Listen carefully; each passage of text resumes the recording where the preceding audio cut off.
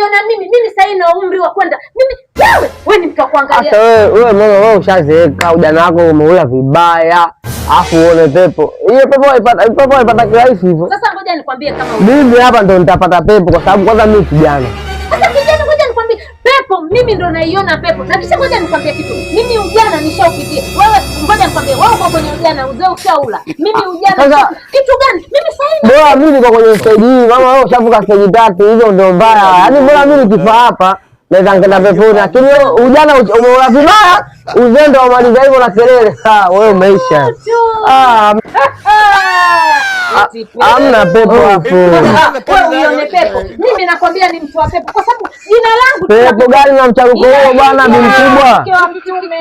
Asalamu alaykum. Wa alaykum salaam.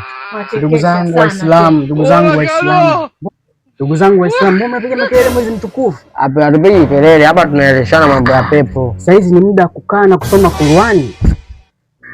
Sasa Qur'ani twasoma sawa, lakini bi mkubwa yeye asema kwamba yeye ataenda peponi wakati ujana wake wenyewe kaula vibaya. Sema mimi ni wa peponi moja kwa moja kwa sababu ujana nishaupitia. Wapi? Uzendo huu mimi kila siku Class. Ni mwezi wa toba. Tukae chini tusome. Kwanza nisikilize kwanza. Mwezi wa kuchuma tukae tusome Qur'an, tutubu, na tumuombe Mwenyezi Mungu atujalie kwa makelele. Sikize wewe shehe, mimi ndo nitapata pepo. Mimi ndo shehe, nisikilize mimi shehe na kuja kumaliza mambo yote hapa.